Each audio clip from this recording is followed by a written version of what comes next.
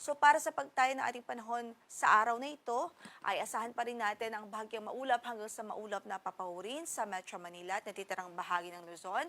Hindi natin inaalis ang mga tsansa ng mga thunderstorms, lalong-lalo na po sa hapon at gabi. So ibig sabihin sa umaga hanggang tanghali, asahan natin ay generally bahagyang maulap hanggang sa maulap ang magiging papahurin. Pero pagdating po ng early afternoon hanggang gabi ay mataas po yung tsansa ng mga thunderstorms o yung mga dagliang pagbuhos ng ulan.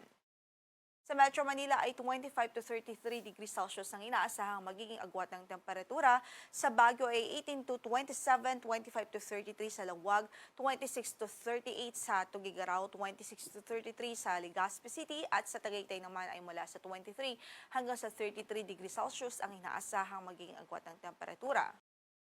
Kahapon nga po, May 20, ay nakapagtala po tayo ng 40 to 41 degrees Celsius na maximum heat index dito sa Kamaynilaan. So, nasa extreme caution level po siya. Habang sa Catarman, Northern Samar, kahapon, nakapagtala po tayo ng hanggang sa 47 degrees Celsius na maximum heat index. Siya po yung nakapagtala ng pinakamataas na heat index sa bansa kahapon based on our record.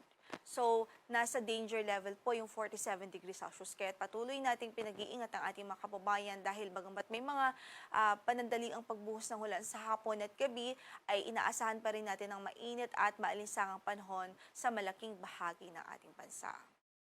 So sa araw na ito, ang ating forecast dito sa Metro Manila pwedeng umabot hanggang sa 42 degrees Celsius ang maximum heat index natin or apparent temperature for today. Habang sa Sangli Point, Cavite City, pwede pong umabot hanggang sa 46 degrees Celsius ang pinakamataas natin na heat index. So pareho po yan, nasa danger level. So sa mga kababayan natin, patuloy po natin inaabisuhan hanggat maaari po sa katanghalian, early afternoon, and even late afternoon, iwasan po muna yung direct exposure sa sunlight, mga rigid activities na maaari pong magdulot ng stress, heat stress, heat cramps, and even heat stroke.